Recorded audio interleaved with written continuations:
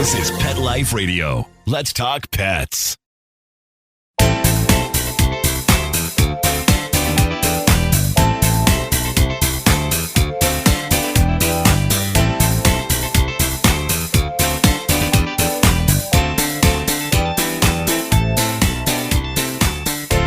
Welcome to Covered in Pet Hair, a boozy show for pet lovers on Pet Life Radio.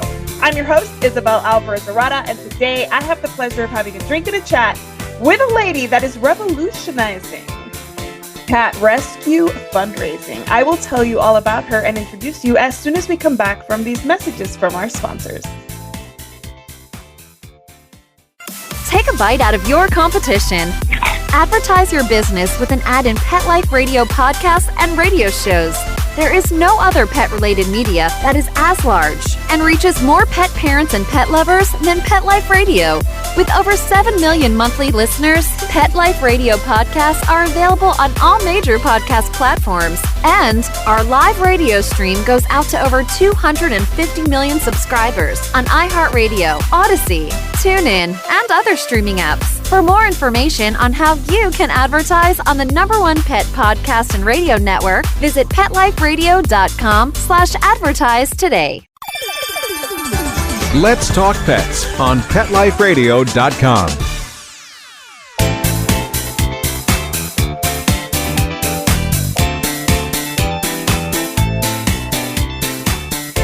Welcome back to Covered in Pet Hair. I'm your host, Isabel Alvarez-Arata, and today I have the pleasure of having a drink and a chat with a pet parent, a fundraising guru. She's a cat trainer, behavior consultant, a professional pet sitter, an animal Reiki practitioner. She's a foodie, a wine snob, a world traveler, a fitness fanatic who is obsessed with pickleball and Paris. She was born and raised in New Jersey. She's wife to Scott, cat mom to the Possum 4. They are Jonesy, 15, Henry, 7, West, 4, and Jameson, 2. She also looks after a feral friend named Butch. She just celebrated a birthday, happy belated, and she is the founder and president of Mission Meow. She's Sally Williams. Welcome, Sally. Thank you for having me. I'm so excited we're doing this. I know. I got to meet you at Super Zoo. I will never forget you because you were the one with the great hair and that great hat. The hat. Everybody said that was a Burning Man kind of hat. I don't know. I thought it was very Elton John. It was something. It was definitely something. Have you worn it since? I've worn it since, but not like I'm waiting for the perfect party. Like there has to be like when people throw white parties or because it's this crazy, white hat with all the sequins and it's very, what's that called? There's a certain genre of apparel that's that, and I can't even remember what it's called, but it's kind of like this crazy, almost captainy looking hat with the goggles on it. And yes, amazing.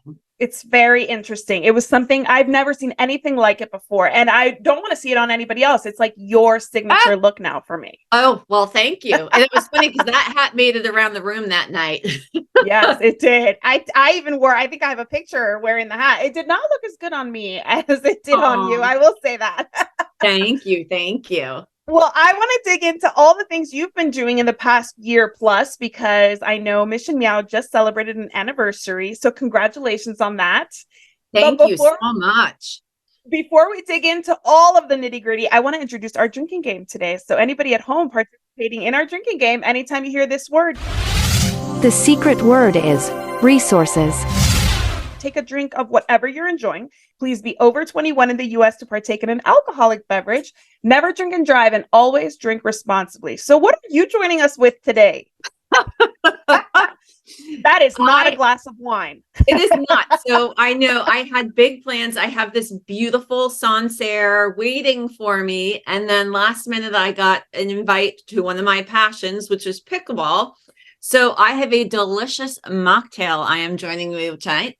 It's actually strawberry and mango and a probiotic yogurt.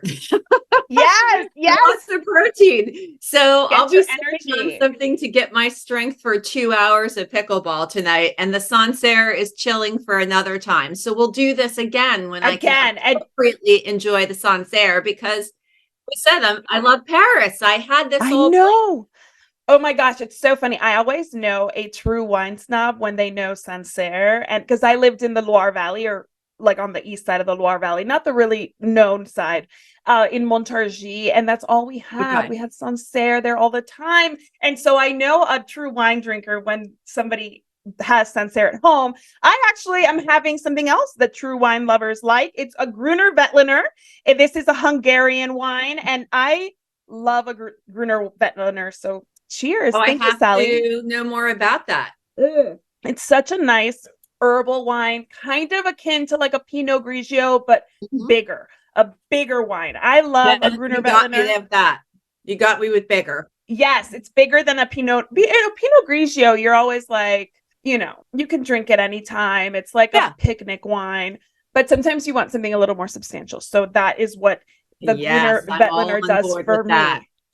All right. Well, I always introduce this show with a game, and today is no different. We're going to play a game that I've called the Struggle Bus, because I have a very distinct feeling, and I think all people in the pet industry know that pet shelters and rescues are currently, and have been for a long time, on the struggle bus. Would you agree with that? That's why Mission Meow is doing what we're doing. That's exactly it. So you couldn't pick a better one.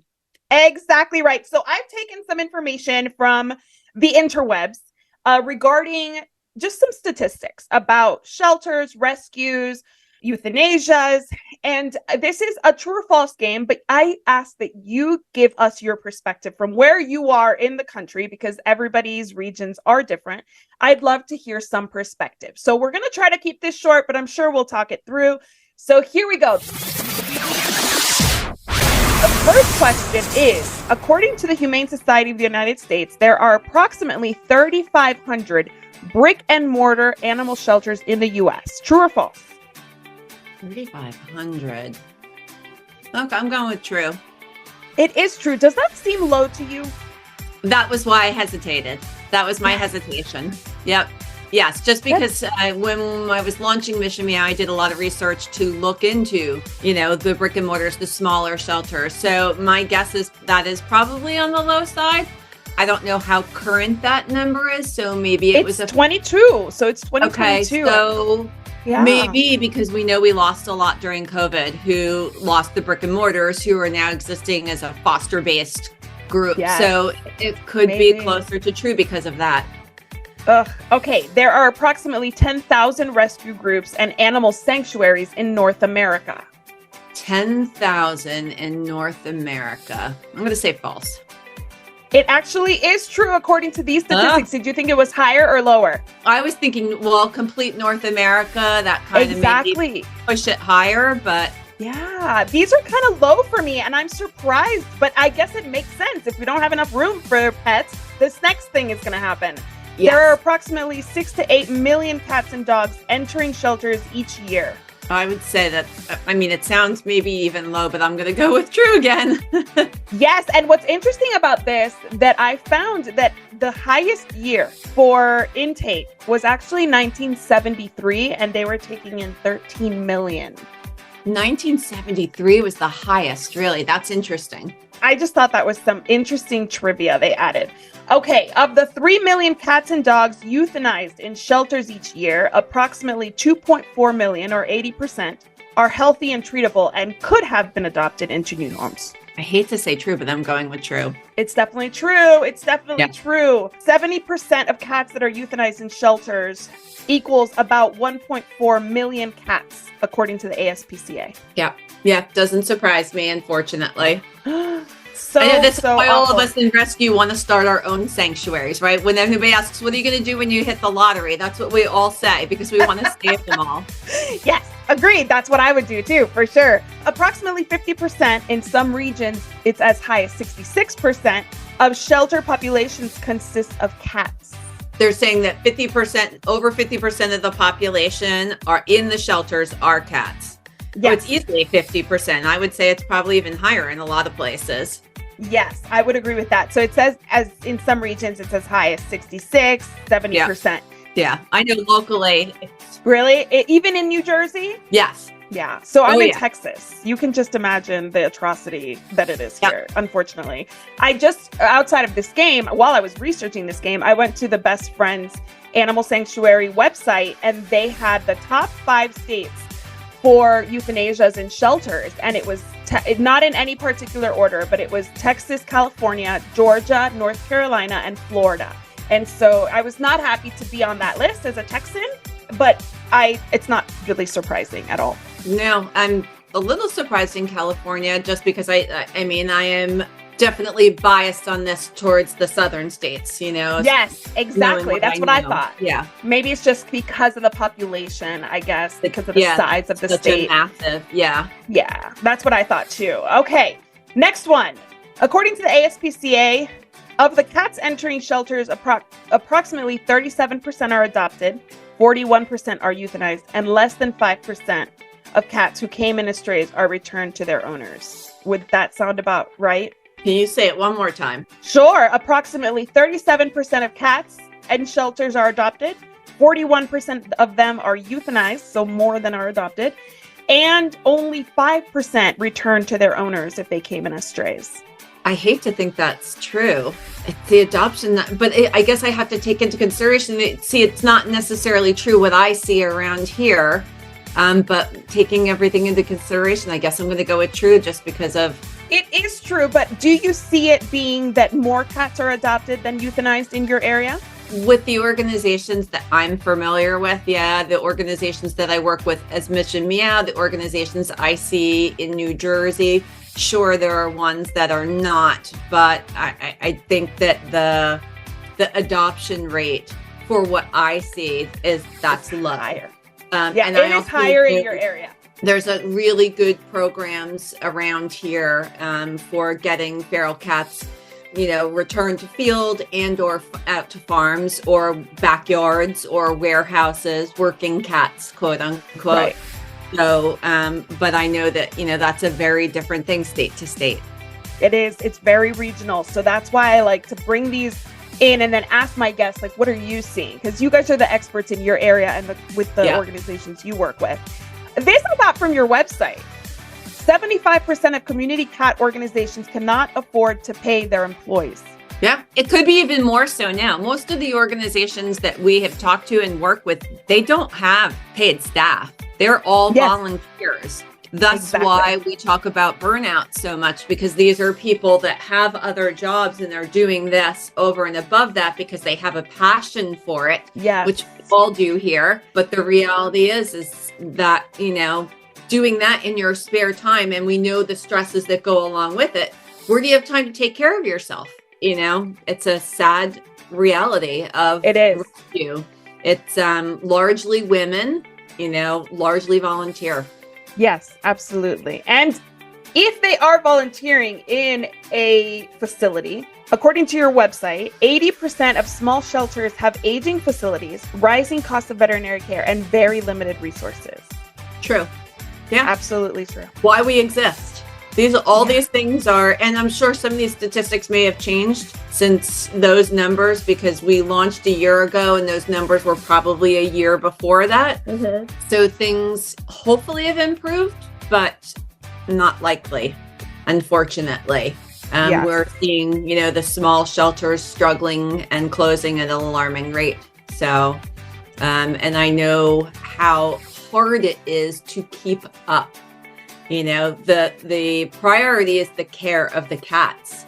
So sometimes things that you need for your building go by the wayside.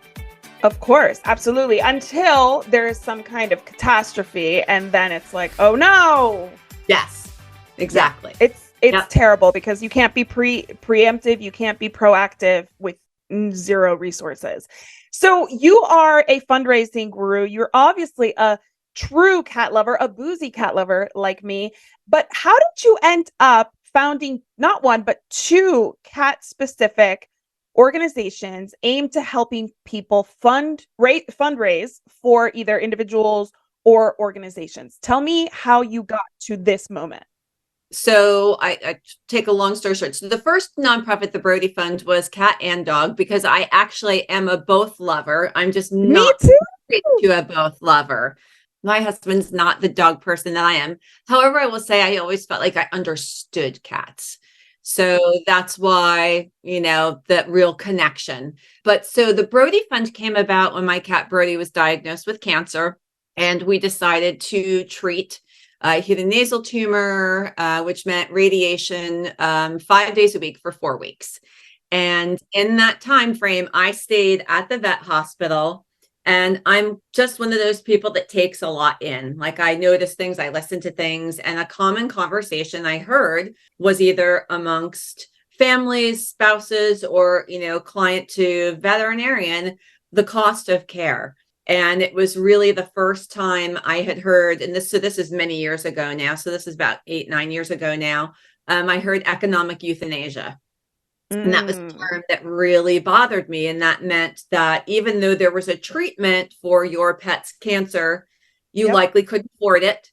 And then you were talking about palliative care, which inevitably would lead to economic euthanasia because you couldn't afford treatment. And I had never run a nonprofit. I got involved with one at that vet hospital to kind of get my feet wet. But the interesting thing was that they were paying for emergencies and things for the cats and dogs in the hospital, but cancer wasn't covered. So I said, well, how about this? How about under the umbrella of your organization, I start fundraising and we can have a separate little nut for pets with cancer. So I did it. My first event was a yoga event, and, it just kind of went from there. I quickly realized that I could do this and filed for 501c3 and launched the Brody Fund. So for over 7 years, we gave grants to families that had cats or dogs diagnosed with cancer. We were a national organization. And what was different about us was we fully funded these cases. We didn't cap at, say, 2,000. And it all makes a difference. There are beautiful, wonderful organizations out there that do that. I felt like as somebody who was living with a pet with cancer, I knew the challenges of having that money. And I didn't feel like giving them a Band-Aid was helpful, because what if then you don't get the rest of the money? Then your pet stops treatment. The vet has to, like, it just, so we always fully funded cases. So living in the pet cancer world was hard. I had another cat diagnosed with cancer. He was treated and fine. And then a third cat diagnosed with cancer, who was my soul cat, Marlin. And this was pandemic, Marlin having cancer, running a pet fund. And when I am involved with a nonprofit, I'm all in. So I had studied grief counseling. I mean, I was, these families that we gave grants to became my family. And eventually that was not sustainable for me emotionally. And I discovered what burnout was. And I didn't know that could happen to somebody in the nonprofit world until I listened to a podcast one day. And I was like, a huge light bulb went on as to why my papers were stacking up and why I was not making clear, decisions. I felt like I was just struggling. And then I realized what that was. So we made a difficult decision after pursuing a lot of different possibilities, and we raised a lot of money and gave grants to the hospitals we worked with, little legacy funds. And we said goodbye to the Brody Fund, and I closed that chapter of my life and took some time off and took some time to heal. And in that time frame, I realized how much I miss nonprofits and how much I miss serving the cat community specifically. And I had seen what was happening because I was still getting all the newsletters and seeing all the social media, and I was seeing what was happening to shelters, rescues, TNR groups during the pandemic, and thought that's where I really want to help. I want to help these small groups that are really struggling. And the name Mission Meow came to me, did a little searching on the web, saw there was another group that had similar, but not the exact name. So grabbed the name, and then it was, well, what's my mission? And I realized I wanted to specifically help small rescues, small shelters, small TNR groups, because if they go away, we're in big trouble. And I wanted to make a big difference. So after talking to them, did a lot of interviews, finding out, how often do you get donations? Who are they coming from? Is it individuals? Is it businesses? All that kind of stuff. We narrowed down to what we wanted to do, which was we wanted to give bigger grants to small nonprofits. So grants like $10,000, because they really don't get those. The big organizations get those checks, 10, 20, 30,000 and more. And that's important, But the issue is if these other ones don't get anything, or they get the small ones, they never quite get ahead. So what we decided to do was we don't give grants for rent, for veterinary bills, for food, for litter, none of the basics. It's what's your dream? What do you really want? Do you want to launch a program? Do you need a van for transport? Do you want to renovate? Do you want to build a catio? Like think big. So that's what we wanted to do. And then it's, how do you do it? How is this sustainable? Because looking for individual donors is a lot of work. And they come. And because I've been in the nonprofit world, it's a little bit easier for me to grow that. But it's grants and it's events. And then it's businesses. All those things were how the Brody Fund ran, and really typically how a lot of nonprofits run. Grants these days, there's fewer. There's a ton of competition for them. And so it's a lot of work for maybe not as much payoff. So I kind of pushed that to the side. Events, well, I love them. I'm a party girl. I love that. They cost money, and the outcomes tend to be unpredictable. Events you think you're going to knock it out of the park, and then when it falls flat, you're like, what happened? And then the little event that you do turns into this tremendous fundraiser, like my giving strategy. So kind of said, okay, we're not going to focus on events. So I really landed on businesses. How can the businesses help more? And I've told the story before. There was a fire in a community nearby where a family lost everything, and the community came together. And independently of the families coming together, the businesses came together and all contributed, whether they just wrote a check, held a fundraiser, did a percentage of sales. And I was like, that's it. That is the foundation of an organization that will be sustainable. So I kind of call it business crowdfunding. So we have that. Businesses that commit to giving. Right now we're giving quarterly. So we have currently 57 businesses, soon to be 60 businesses, and they sign on to give. So we just gave a grant in October. We'll give again in January and so forth. And the goal is to eventually give 2 or 3 donation grants in that month. It's good for us. It's a good structure. It's a good schedule. The businesses that come on don't feel overwhelmed. They're not giving every month. It allows them to contribute to organizations in their community that they want, but also be impactful with us. Right. And the cool thing is that there's all different size businesses. So if you're a big business and you can afford to give more, that's great. If you are just starting out, you can give less and give what you afford if you determine the level you want to come in at, because the thing is coming together.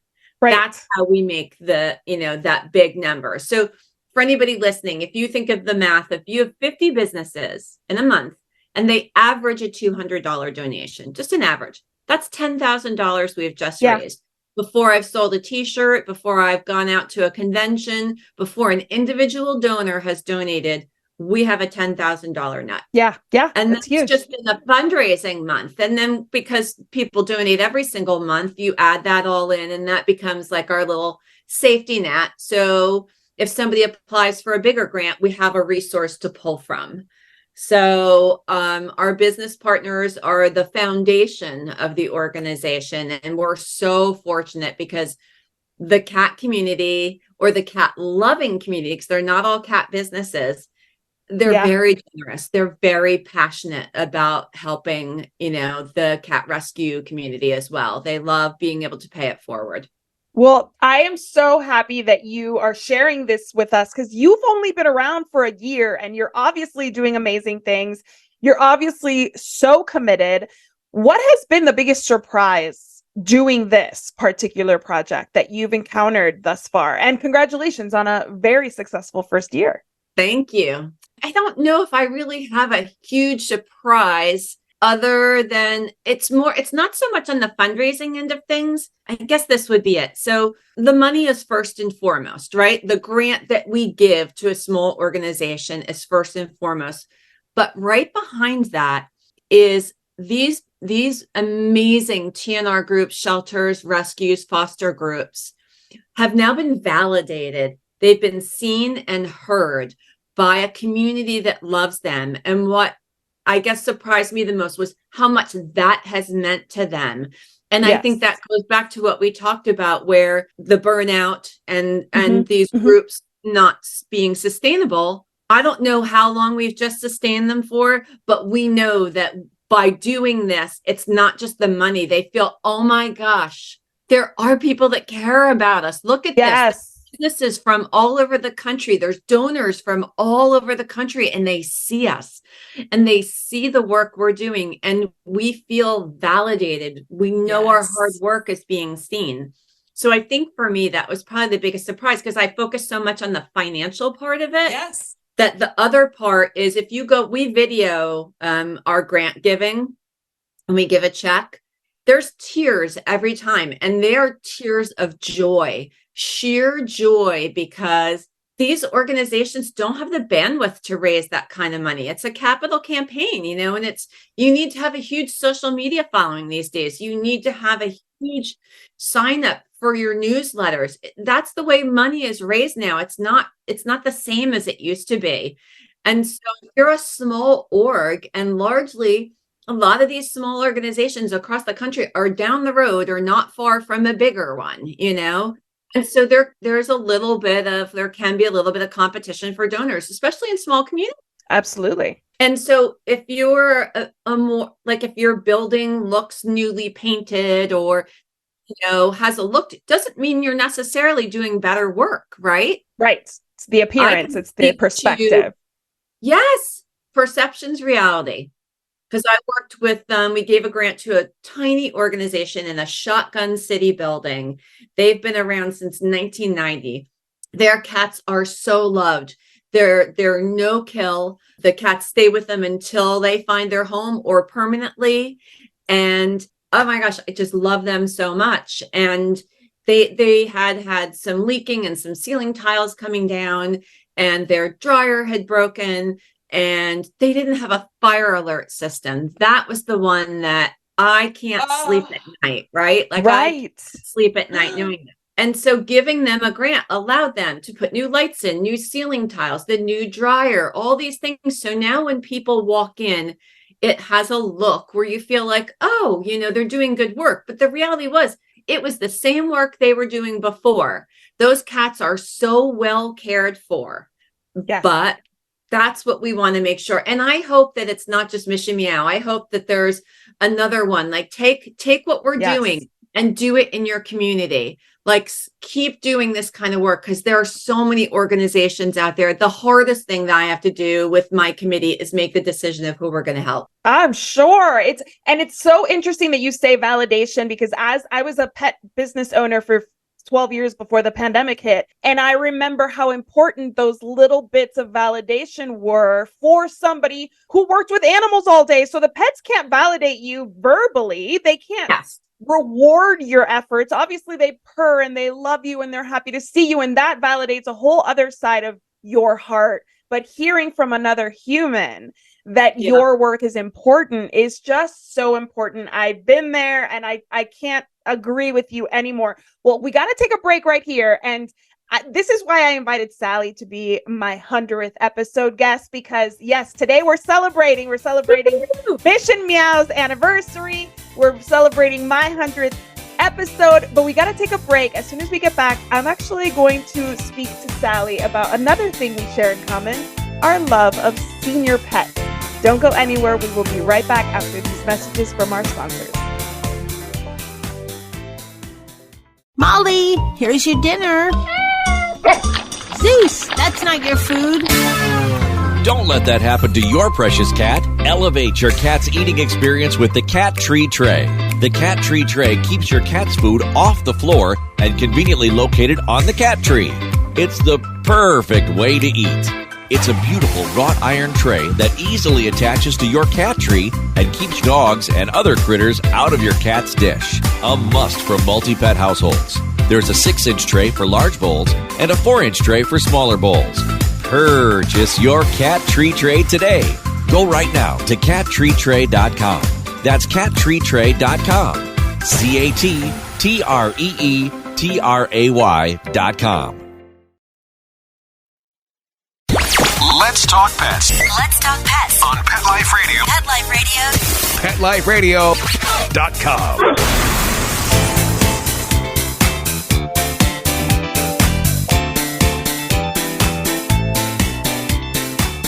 Welcome back to Covered in Pet Hair. I'm your host, Isabel Alvarez, and today I'm having a wonderful conversation with the founder of Mission Meow. She is Sally Williams, and she is just a star. I mean, just a star. She's somebody that I met at Super Zoo this year, fell in love with her immediately. Such a personable person, such a big heart, and such a badass lady. Oh my God. I love you. You're amazing. I really do.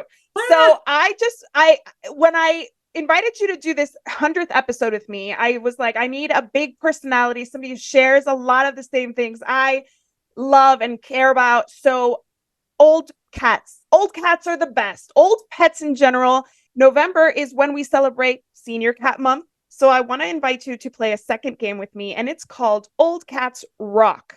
And I want to I'm putting you on the spot for this one.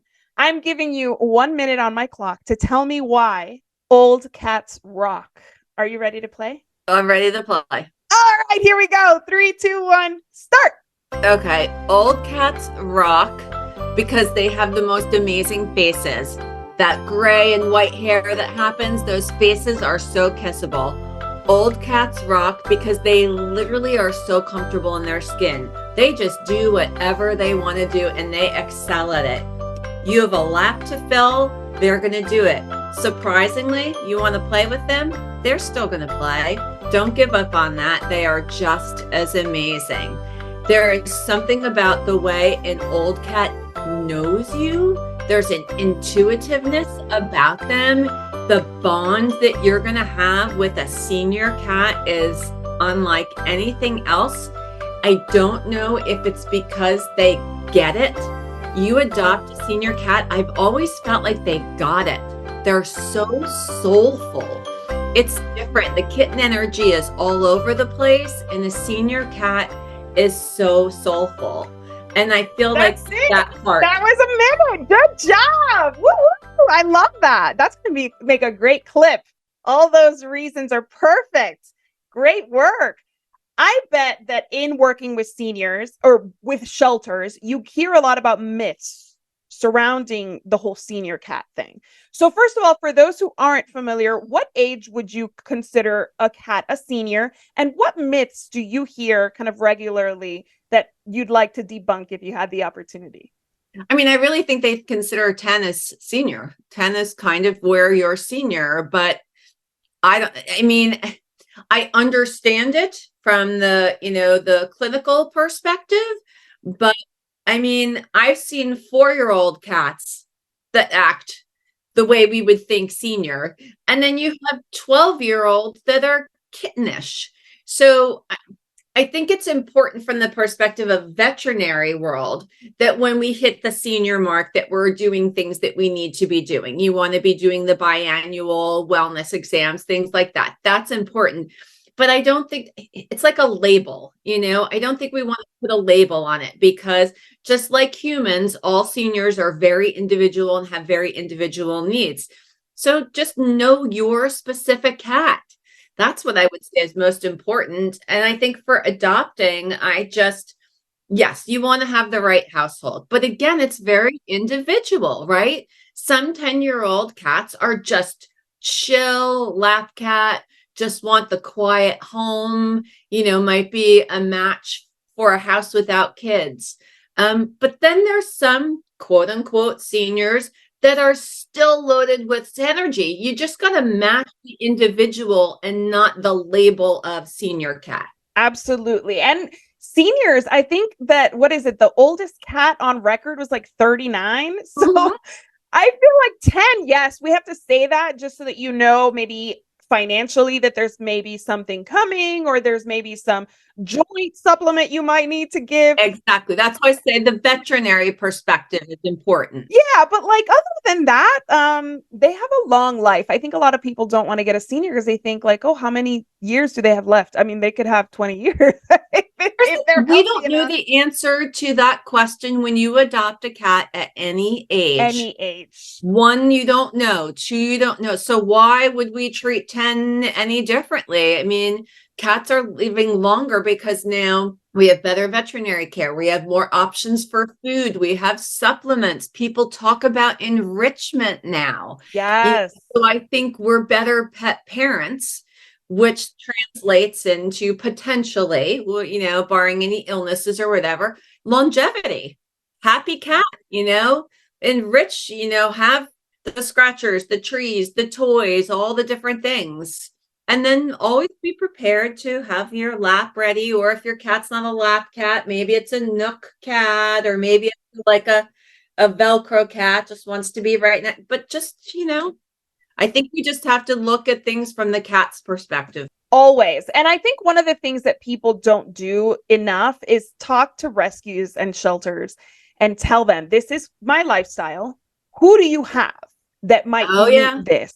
Because so many people go in being like, I want a Russian blue, or I want a Siamese, or I want a rag doll. And it's like, maybe you don't need that cat because maybe that cat's not available. I think that's most interesting. I was an adoption counselor for a while, and I would just say to people, what was on your application as far as looks, whatever, just try to be leave it out there. And let's go into gazebos and see who gravitates towards you. Let's see what that is like. And oftentimes they walked out with nothing that was on their list, but was perfect for them. Yes. Yes. Like I had a 90-year-old adopter who came in looking for a senior cat. She actually outlived that senior, and she came in looking for a spicy kitty. I mean, came in with her Uggs and her, she was just decked out fully. And somebody brought her over to me and said, she's looking for a certain kind of cat. I'm thinking maybe Chiara is the right one for her, and you know her best. So I brought this lady over who became a very good friend of mine and introduced her to the kitty. And I said, you're going to pet her once, twice. And when you go in for number 3, she's going to turn around and smack you. But she's declawed, so it's not going to hurt you. She went over 1, 2, 3. She got smacked and she just looked her. She said, I want her. That's the one I want. And she had been there for a while because of that behavior, but it didn't bother her. And in fact, the bond those two had was so beautiful. And I was lucky enough to go to her home and have tea and spend time with her. She changed the kitty's name to Sarah. Sarah was this beautiful gray and white cat, big green eyes, and they were in love. So you just never know. That is so awesome. I love that story that she outlived 2 senior cats. And it's really important to recognize that everybody's in a different place and every cat's an individual. So it's about playing matchmaker. Wouldn't you say? Mm-hmm. Completely. Yeah. And I've had people help me. After I lost my Marlin, I saw a kitty who I thought, oh, that's the perfect one. And when I talked to the organization, I knew them and they knew me. And they said, I know what you're saying because you like the way the cat looks, but we have another kitty that we think is perfect for your personality.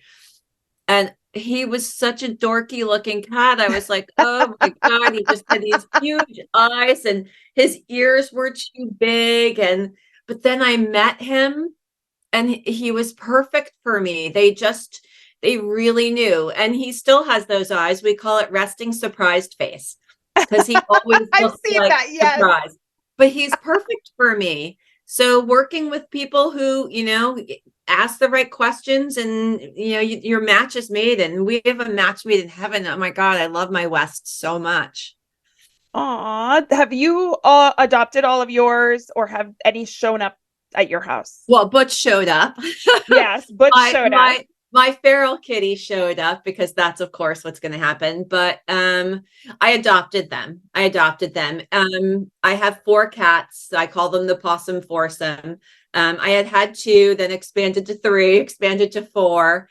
And I like 4. And so, when I lost Marlin to cancer, I just, gave myself a little time and then and I adopted a kitten that time, which I typically don't adopt kittens, but I did. And then sadly, shortly after I lost Marlin, 6 months later, I lost my Finnegan to heart failure.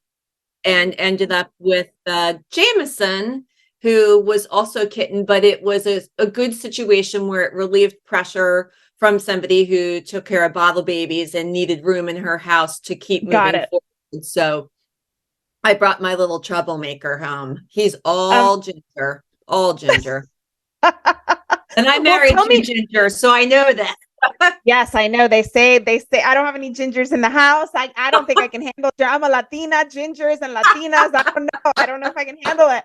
But before we wrap up, just quickly, I want to have you just give us a quick rundown of why it's so important to TNR. Like that TNR, you're talking about bottle babies. You're talking about, the people who are working with ferals.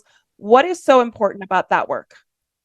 The number one problem in the cat community is overpopulation. And the way to reduce overpopulation is through trap, neuter, return. That is the end all. That's it.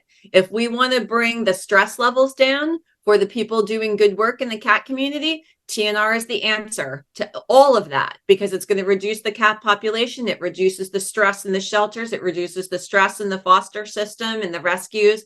It's the answer. It's the answer to all of it. And, I see the burnout in the caretakers out there. We need to reduce these populations. And so it's really important for people to spay and neuter their pets and for us to support TNR groups so that they have the means to keep this work going. Because people need to understand they do this for the love of cats. It is backbreaking, hard work. It's rewarding work. They know they're making a difference, but it's not easy to be doing this. And also caretaking the colonies is not easy, but that's why trap, neuter, return. We need to reduce these populations. Absolutely. Well, thank you for that. I didn't want to finish up without hearing about that, because I know your organization supports shelters, rescues, and TNR organizations. Yep. So how can I and my audience support Mission Meow? So you can support Mission Meow by going to our website, missionmeow.org. And the best way to support for individuals is to donate. That's the obvious way, because we are not a shelter or a rescue. So there's no supplies or things like that we need.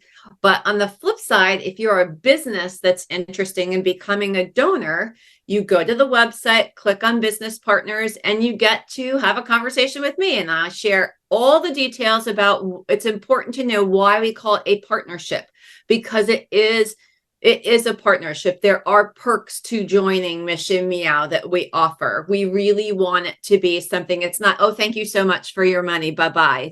No, you come in, you join a family. It's a team that happens, and we make dreams come true. I mean, we really, really do. So it's so rewarding to be a business partner, because it doesn't take a huge contribution. You can be a small business, or you can be a big business, but you're not really sure, you're feeling us out. It doesn't take a lot, because it's coming together. So donating is huge, and becoming business partner, those are the big things for us. And just know that when you donate to us, the money is going to go to an organization that's been fully vetted. We have, a group of people that vet these organizations. So, and what makes us unique is when you donate, and then that month comes around where we give a grant, you know exactly where your money went. It paid for launching a foster program. Right now, we're building a catio for an organization. We talked about the upgrades that we made before. So there's all kinds of things that we do, but you see it because the organizations give us photos and videos. So you know exactly where your money goes, which is pretty cool. The next one you're going to see is when the catio is done. This is one of the things I've wanted so badly. You're going to see video of when the catio is done and they lift up the doors and these cats can walk out of the shelter into a safe outdoor space. It blows I cannot wait to see that. It's so important for them. I have a little patio that's for humans that my cat so enjoys. It's his favorite place to be. So I can only imagine in a stressful shelter or rescue environment, how amazing that refuge would be for them. Well, I just want to it is incredible. You're incredible. And your organization is incredible. I just want to propose a toast to you for sharing your story with me, for celebrating my 100th episode. Congratulations. Person. Thank you so much. Cheers. Cheers. To you. I also want to propose a toast to my executive producer, Mark Winter. Thank you, Mark. And to our audience for joining us for these awesome conversations. Thank you for joining me for 100 episodes with some of my favorite pet people. I am so appreciative of this opportunity to chat with you and with my guests. So here's to a life covered in pet hair, because there's no better way to live. Cheers. Cheers. To learn more about Covered in Pet Hair, please visit coveredinpethair.com or petliferadio.com. Thanks for watching, and I'll see you next time. Let's Talk Pets, every week on demand, only on PetLifeRadio.com.